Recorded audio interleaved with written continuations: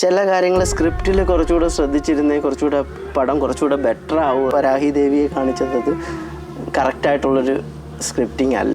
അതിനകത്ത് ചാത്തനെ പിക്ചറൈസ് ചെയ്തിട്ടുള്ളൊരു രൂപം അത് വളരെ മോശമായി. ഇപ്പോൾ ഇതൊരു കോമൺ മാനെ സംബന്ധിച്ചിടത്തോളം ഒരു ഗ്രേറ്റ് വർക്കാണ് ഇത് കാണുമ്പോൾ. ദൈവികമായിട്ടുള്ളൊരു മൂർത്തികളെയൊക്കെ കാണിക്കുമ്പോൾ ആ മൂർത്തിയെപ്പറ്റി കുറച്ചുകൂടെ ഡെപ്തിൽ സ്റ്റഡി ചെയ്യുന്നത് സ്ക്രിപ്റ്റ് റൈറ്റർക്ക് കുറച്ചുകൂടെ നല്ലതായിരിക്കാം.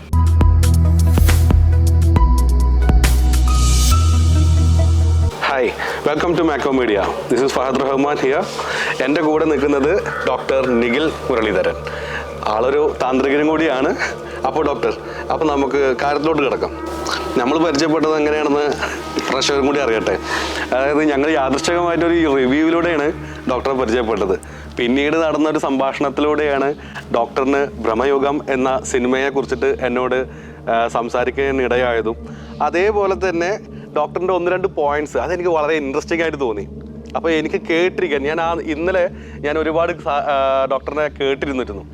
അദ്ദേഹത്തിൻ്റെ ആ സ്റ്റോറി ടെല്ലിങ്ങും അതേപോലെ തന്നെ ആ ഒരു അനുഭവത്തെക്കുറിച്ചുള്ള കുറച്ച് കാര്യങ്ങളൊക്കെ ആയിട്ട്. അപ്പോൾ ഞാൻ കേട്ടിരുന്നത് എനിക്കുണ്ടായ ഒരു അനുഭവം, ഞാൻ ആ കേട്ടിരുന്ന ആ ഒരു സ്റ്റോറി നിങ്ങളോട് കൂടി ഒന്ന് ഷെയർ ചെയ്യാം, അത് ഡോക്ടറിൽ നിന്ന് തന്നെ കേൾക്കാം എന്നുള്ള ഒരു ഇതെനിക്ക് തോന്നി. ആളൊരു താന്ത്രികനും കൂടിയാണ്. അപ്പോൾ ആളിൽ നിന്ന് നമുക്ക് സ്റ്റാർട്ട് ചെയ്യാം. അപ്പോൾ ഡോക്ടറെ, ഞാനിപ്പോൾ നിങ്ങളുടെ ഫേസ്ബുക്കിലൊരു പോസ്റ്റ് കണ്ടായിരുന്നു.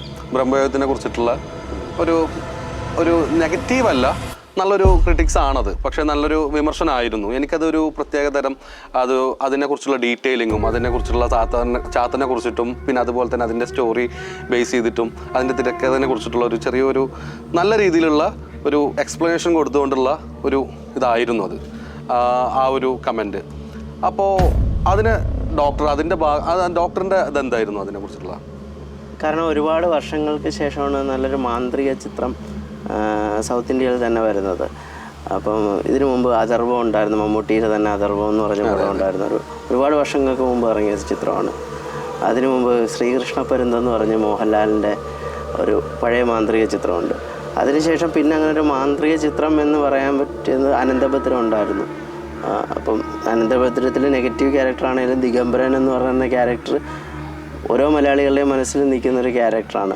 അപ്പം മമ്മൂട്ടിയെ പോലത്തെ ഒരാൾ ഇതേപോലത്തെ ഒരു മാന്ത്രിക പടം ഈ 2024 ചെയ്യുന്നു കാണുമ്പോൾ നമുക്ക് ഒരുപാട് എക്സ്പെക്റ്റേഷൻസ് കാണും. അതുകൊണ്ട് ഫസ്റ്റ് ഷോ പോയി കണ്ടൊരു ഇതാണ്. തീർച്ചയായിട്ടും മമ്മൂട്ടിയുടെ അഭിനയം വളരെ നമ്മളെല്ലാം ഞെട്ടിക്കുന്ന എക്സ്ട്രീം അഭിനയമായിരുന്നു.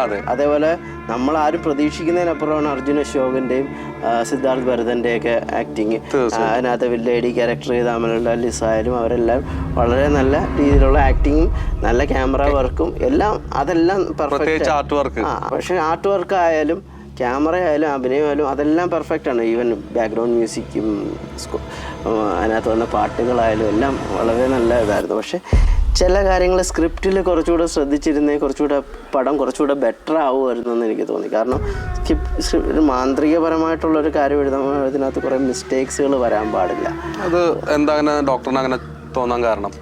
അങ്ങനെ തോന്നാൻ കാര്യം എന്താണെന്ന് വെച്ച് കഴിഞ്ഞാൽ അതിനകത്ത് പ്രത്യേകിച്ചും ചാത്തൻ എന്ന് പറയുന്നത് പലരും ഉപാസിക്കുന്നൊരു മൂർത്തിയാണ്, ഒരു മാന്ത്രിക മൂർത്തിയാണ്.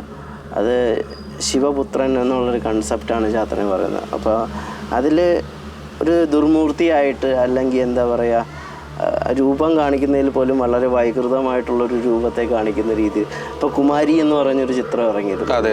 അതൊരു നല്ല സിനിമയാണ്. പക്ഷേ അതിനകത്തും ഇതേപോലെ ഈ ചാത്തനെയൊക്കെ അവതരിപ്പിച്ച രീതി വളരെ ഒരു വൾഗാരിറ്റി നിറഞ്ഞ രീതിയിലാണ് അത് അവതരിപ്പിച്ചത്. പ്രത്യേകിച്ച് ഇതിനകത്ത് ഒരു മിസ്റ്റേക്ക് എന്ന് പറഞ്ഞാൽ വരാഹി ദേവി എന്ന് പറയുന്നൊരു കൺസെപ്റ്റ് ഉണ്ട്. എന്ന് വെച്ചാൽ പന്നിയുടെ മുഖമുള്ള ദേവിയാണ്. ആ ദേവി എന്ന് വെച്ച് കഴിഞ്ഞാൽ ശ്രീ പാർവതി ദേവി അല്ലെങ്കിൽ എന്താ പറയുക ആദിപരാശക്തിയുടെ സേനാനായിക എന്ന കൺസെപ്റ്റാണ്. അത് 64 യോഗിനിമാർ പറയുന്ന അതിൽ ഏറ്റവും പ്രധാനിയായിട്ടുള്ള ദേവിയാണ്. അല്ലെങ്കിൽ സപ്തമാതൃക്കൾ പറയുന്ന അതിനകത്തുള്ളൊരു ദേവിയാണ്. പക്ഷേ ഒരിക്കലും അത് ശ്രീ പാർവതി ദേവിയല്ല, എന്നാൽ ദേവിയുടെ അംശത്തോട് കൂടിയിട്ടുള്ളൊരു ദേവിയാണ്. പക്ഷേ ചാത്തൻ എപ്പോഴും ദേവിക്ക് വശമതയാണ്. അത് മാതാവ് എന്നുള്ളൊരു കൺസെപ്റ്റിലാണ്. അതേപോലെ ദേവി എപ്പോഴും ചാത്തനോട് ഒരു മകൻ എന്നുള്ളൊരു ഭാവം ഉള്ളതാണ്. അതുകൊണ്ടാണ് ശാക്തേയമായ ദോഷങ്ങൾ, ഇപ്പം കുറച്ചുകൂടി താന്ത്രിക ലെവലിൽ ചിന്തിക്കുമ്പോൾ ശാക്തേയമായ ദോഷങ്ങൾക്കാണ് എപ്പോഴും ദേവീ ആരാധനകളും അതിൻ്റെ കൂടെ ചാത്തനെ ഇപ്പോൾ ചോറ്റാനിക്കരത്തെ ഇപ്പോൾ ശാസ്താവ് എന്നുള്ളൊരു കൺസെപ്റ്റും അതേ രീതിയിലോട്ട് വരും. ഇപ്പോൾ ചോറ്റാനിക്കര അമ്പലത്തിലാണെങ്കിൽ തന്നെ ഭദ്രകാളി ദേവിയും ശാസ്താവും കൂടി ഇരിക്കുന്ന രീതിയിലാണ്. അതേപോലെ പല അങ്ങനെയുള്ള ആത്മാക്കളെ ആവാഹിക്കുന്നതും അങ്ങനെയുള്ള കാര്യങ്ങൾക്കൊക്കെ മാന്ത്രികന്മാർ ഏറ്റവും കൂടുതൽ ആശ്രയിക്കുന്നത് ഭദ്രകാളി ദേവിയും അല്ലെങ്കിൽ എന്താ പറയുക ചാത്തനെ പോലുള്ള മൂർത്തികളെയാണ്. അത് പക്ഷേ അതൊരിക്കലും ദുർമൂർത്തികളല്ല. പക്ഷേ ഇത് ഡബിൾ സൈഡഡ് വെപ്പൺസാണ്. നല്ല ആൾക്കാരുടെ കയ്യിൽ നല്ല കാര്യങ്ങളുണ്ട്, നല്ല മൂർത്തികളുടെ അനുഗ്രഹം ഉണ്ടെങ്കിൽ നല്ല രീതിയിൽ യൂസ് ചെയ്യാം. മോശമായിട്ടുള്ള ഒരാളുടെ കയ്യിലാണെന്നുണ്ടെങ്കിൽ അയാൾക്ക് തെറ്റായ രീതിയിൽ ഉപയോഗിക്കാം. പക്ഷേ ഇത് കംപ്ലീറ്റ്ലി ആ ഒരു ദുർമൂർത്തി എന്നുള്ള രീതി. ഇപ്പം ഈ പറഞ്ഞ ഈ താന്ത്രികപരമായിട്ടുള്ള ഈ പൊതു അറിവ് എന്ന് പറഞ്ഞ സംഭവങ്ങൾ ഇപ്പോഴത്തെ കാലത്തെ ജനറേഷന് അത് എത്രത്തോളം ആക്സെപ്റ്റ് ചെയ്യാൻ പറ്റുന്നുള്ളത് ഇതൊരു കോമൺ മാനെ സംബന്ധിച്ചിടത്തോളം ഒരു ഗ്രേറ്റ് വർക്കാണ് ഇത് കാണുമ്പോൾ. അതെ. പക്ഷേ ഇതിനകത്ത് കുറച്ചുകൂടി ഡെപ്തിൽ അറിയുന്ന ആൾക്കാർക്ക് ഇത് കാണുമ്പോൾ ഇതിൽ കുറേ മിസ്റ്റേക്സ് ഉണ്ട്. ഇപ്പം താന്ത്രികനായിരിക്കണമെന്ന് തന്നെയില്ല. ഇപ്പം ദേവിമാരെ കുറിച്ചായാലും ചാത്തനെ കുറിച്ചായാലും ഒക്കെ അറിയുക, അല്ലെങ്കിൽ അവരെ വർഷിപ്പ് ചെയ്യുക, ആരാധിക്കുകയും ചെയ്യുന്ന ആൾക്കാരുടെ ഇടയ്ക്ക് ഇത് ചിന്തിക്കുമ്പം ചിലപ്പോൾ അവർക്കൊരു അതൃപ്തി തോന്നാം. ഡോക്ടർ ഇപ്പോൾ നോട്ട് ചെയ്ത കുറച്ച് പോയിന്റ്സ് പറയാമോ? ഏതൊക്കെയാണ് മെയിനായിട്ടുള്ള പോയിന്റ് എന്ന് പറഞ്ഞു കഴിഞ്ഞാൽ അതിനകത്ത് ചാത്തനെ പിക്ചറൈസ് ചെയ്തിട്ടുള്ളൊരു രൂപം അത് വളരെ മോശമായി. ഇപ്പോൾ ചാത്തന്മാരെന്ന് പറയുമ്പോൾ 390 ചാത്തന്മാരെന്നുള്ള കൺസെപ്റ്റ്, 390 ചാത്തന്മാർ അങ്ങനെ കൺസെപ്റ്റ് ഉണ്ട്. ഞാനൊക്കെ ഇത് ആദ്യമായിട്ടാണ് കേൾക്കുന്നത്. അപ്പോൾ അതിൽ ഏറ്റവും ഇതായിട്ട് ആരാധിക്കുന്നത് ഇപ്പോൾ വിഷ്ണുമായ ചാത്തൻ അല്ലെങ്കിൽ കരിങ്കുട്ടി ചാത്തൻ അങ്ങനെയുള്ളതൊക്കെയാണ് മെയിനായിട്ട് ഏറ്റവും കൂടുതൽ ആൾക്കാർ ആരാധിക്കുകയും വർഷിപ്പ് ചെയ്യുകയും ചെയ്യുന്നൊരിത്. പക്ഷേ അതല്ലാതെ അതിൽ തന്നെ സത്വിക ഗുണമുള്ള ചാത്തന്മാരുണ്ട്, അധമ ഗുണമുള്ളതുണ്ട്, വളരെ വിഗറസ് ആയിട്ടുള്ള ഫെറോഷ്യസ് ഫോംസിലുള്ള ഇതുള്ളതുണ്ട്. അപ്പം അതിലിപ്പോൾ ഏതാണെന്നുള്ളത് മെൻഷൻ ചെയ്തില്ല. എന്നാൽ പോലും ഒരിക്കലും ആ ഒരു ചെല്ലത്തിലാക്കി കൊടുത്തു എന്നൊക്കെ പറയുന്ന ആ ഒരു കൺസെപ്റ്റ് ഇച്ചിരി അക്സെപ്റ്റ് ചെയ്യാൻ ബുദ്ധിമുട്ടാണ്. പിന്നെ രണ്ടാമത്തെ കാര്യം, അതിനകത്ത് ലാസ്റ്റിൽ കുറച്ച് ആവാഹിക്കുന്ന കാര്യങ്ങളും ഒരു വിളക്കുമായിട്ട് ബന്ധപ്പെട്ട കാര്യങ്ങളും അങ്ങനെയൊക്കെ ഉണ്ട്. അതൊക്കെ ക്ലൈമാക്സ് വരെയുള്ള അത് കുറച്ച് ഒരുപാട് ഡീറ്റെയിൽ ആയിട്ട് പറയുന്നത് ശരി. അതൊക്കെ താന്ത്രികപരമായിട്ട് കുറച്ച് എന്താ പറയുക തെറ്റായിട്ടുള്ള കാര്യങ്ങളാണ് അതിൽ കാണിക്കുന്നത്. പക്ഷെ അതിൽ പോലും കുറച്ച് ഇപ്പോൾ വരാഹി ചെല്ലോ എന്ന് പറഞ്ഞതിനകത്ത് കാണിക്കുന്നു. അപ്പം വരാഹി മാന്ത്രികന് ചാത്തനെ കൊടുക്കുന്നു എന്നുള്ളൊരു കൺസെപ്റ്റാണ്. അപ്പം ദേവിക്ക് പുത്രഭാവത്തിലുള്ളതാണെന്നുണ്ടെങ്കിൽ പുത്രനെ ഒരിക്കലും അടിമപ്പണി ചെയ്യാൻ വേണ്ടിയിട്ട് ദേവി ഒരാൾക്ക് ഒരു മനുഷ്യന് കൊടുക്കത്തില്ല. അങ്ങനെ കൊടുക്കുകയാണെങ്കിൽ തന്നെ അങ്ങനെ അടിമപ്പണി ചെയ്യിപ്പിച്ച് ആദ്യമേ ചോദിക്കാൻ വരുന്ന കൊടുത്ത മാതാവായിരിക്കും, ദേവിയായിരിക്കും വരുന്നത്. അങ്ങനെ അതുകൊണ്ട് അത് നിലനിൽക്കുന്നൊരു കാര്യമല്ല. പിന്നെ രണ്ടാമത്തെ കാര്യം, അങ്ങനെ ഒരു ദേവീ രൂപത്തെ കാണിക്കണമായിരുന്നെങ്കിൽ ദശമഹാവിദ്യകളിൽ വരുന്നതോ ഭദ്രകാളി രൂപത്തിലോ ഉള്ളൊരു ദേവിയായിരിക്കണം കാണിക്കേണ്ടത്. അത് വരാഹി ദേവിയെ കാണിച്ചത് കറക്റ്റായിട്ടുള്ളൊരു സ്ക്രിപ്റ്റിംഗ് അല്ല. സാധാരണ ഇപ്പം ഭുവനേശ്വരി ദേവിയോ ത്രിപുര സുന്ദരിയോ ആ ഒരു ഇപ്പം ദേവിമാരിൽ തന്നെ സാത്വികമായിട്ട് ആരാധിക്കുന്ന ദേവിമാരുണ്ട്, മധ്യമമായിട്ട് ആരാധിക്കുന്ന ദേവിമാരുണ്ട്.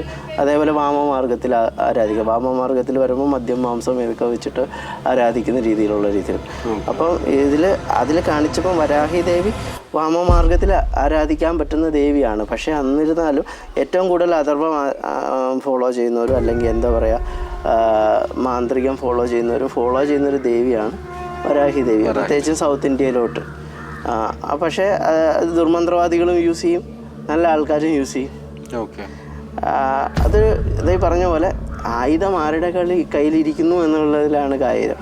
പിന്നെ ഇതിൽ പറഞ്ഞേക്കുന്ന വേറൊരു കൺസെപ്റ്റ് നമുക്ക് വളരെ അക്സെപ്റ്റ് ചെയ്യാനൊക്കുന്നൊരു കൺസെപ്റ്റാണ്. ഏതൊരുവൻ അവർ ഉപാസിക്കുന്ന മൂർത്തിയെ അടിമയാക്കുന്നു, സ്വന്തം കാര്യത്തിനും സെൽഫിഷ്നെസ്സിനും ധനസമ്പാദനത്തിനും വേണ്ടി യൂസിക്കുന്നു, അവൻ്റെ കുലം വരെ ആ മൂർത്തി മുടിക്കുക എന്നുള്ളതാണ്. ആക്ച്വലി നമ്മളിതിനെ ഇതിൽ മമ്മൂട്ടി ചെയ്ത റോളിനെ നെഗറ്റീവ് റോളായിട്ടാണ് നമ്മൾ കണക്കാക്കുന്നതെങ്കിലും അങ്ങനെ ചിന്തിക്കുമ്പോൾ അതിൽ ആക്ച്വലി ഹീറോ അതിൽ ചാത്തനാണ്. അതെ, കാരണം തന്നെ അടിമയാക്കി വെച്ചതിനെ ഒരു കുലത്തോടെ മുടിപ്പിച്ചു. അതെ, അതൊരു റിവെഞ്ച് സ്റ്റോറിയാണ്. അങ്ങനെ ഒരു റിവെഞ്ച് വേണമെങ്കിൽ നമുക്ക് പറയാം. പക്ഷേ ഇതിലും ഇതിൽ സ്പോയിലർ ആവും ചില കാര്യങ്ങൾ പറഞ്ഞു പോയി കഴിഞ്ഞാൽ. അതുകൊണ്ടാണ് പറയുക. കാരണം നമ്മളെ സംബന്ധിച്ചിടത്തോളം ഒരു സിനിമയെ നശിപ്പിക്കുകയോ അല്ലെങ്കിൽ എന്താ പറയുക ഇതിൻ്റെ കഥ പോയിട്ട് പബ്ലിക്കായിട്ട് പറയുകയോ എന്നുള്ളതൊന്നുമല്ല. പക്ഷേ ക്ലൈമാക്സിലും ഒക്കെ കുറേ താന്ത്രികപരമായിട്ടുള്ള ഒരുപാട് മിസ്റ്റേക്സ് ആ ഫിലിമിലുണ്ട്. പിന്നെ അത് സിനിമയാകുമ്പം അതിൻ്റെ സംവിധായകൻ്റെയും അതിൻ്റെ തിരക്കഥാകൃത്തിൻ്റെയൊക്കെ യുക്തിയാണ് എന്ത് കാണിക്കണം എന്ത് കാണിക്കണ്ട എന്നുള്ളത്. പക്ഷേ നമ്മളിപ്പോൾ അനന്തഭദ്രം പോലത്തെ ഒരു ഫിലിം എക്സ്പെക്റ്റ് ചെയ്തിട്ട് പോയിട്ട് അത് കിട്ടിയിട്ടില്ല എന്നുണ്ടെങ്കിൽ ഉള്ളത് സ്വാഭാവികമായിട്ട് തോന്നുന്നൊരു വിഷമമുണ്ട്. അപ്പോൾ അനന്തഭദ്രം എന്ന് പറയുമ്പോൾ അതിനകത്ത് എല്ലാ എക്സ്പെക്റ്റിലും അത് പെർഫെക്റ്റാണ്. കാരണം എൻ്റെ റൈറ്റർ സുനിൽ പരമേശ്വരൻ എന്ന് പറയുന്ന ആൾ സ്വയം ഒരു താന്ത്രികനാണ്.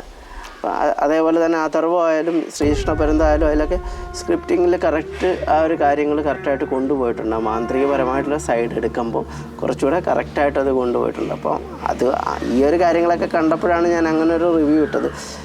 ബ്രഹ്മയുഗം വളരെ നല്ല സിനിമയാണ്, പക്ഷേ അതിനകത്ത് ഇന്ന മിസ്റ്റേക്കുകൾ അതിനകത്തുണ്ട്. സ്ക്രിപ്റ്റ് കുറച്ചുകൂടെ സ്ട്രെങ്തൻ ചെയ്തിരുന്ന ആ സിനിമ കുറച്ചുകൂടെ വേറൊരു ലെവലിൽ പോയേനെ എന്ന്. ഈ ഐതിഹ്യമാലയിൽ ഇതിനെ കുറിച്ചിട്ട് പരാമർശിച്ചിട്ടുണ്ടെന്ന് പറയുന്നുണ്ടല്ലോ. അത് ഈ പുഞ്ചമൺ പോറ്റിയെ കുറിച്ചിട്ട് പറഞ്ഞിട്ടുണ്ട്. പക്ഷേ ഇതിനകത്ത് കൊടുമൺ പോറ്റി എന്നാണ് ആ പേര് മാറ്റിയിരിക്കുന്നത്.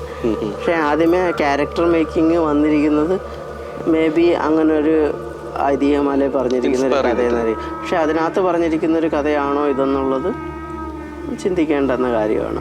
ആ കഥയായിരിക്കാൻ സാധ്യതയില്ല. കാരണം ഒരുപാട് മാറ്റങ്ങൾ അതിനകത്ത് വന്നിട്ടുണ്ട്. സിനിമാറ്റിക് ആയിട്ടുള്ള എലമെൻറ്റ്സ് അതിനകത്ത് കൊണ്ടുവന്നിട്ടുണ്ട്.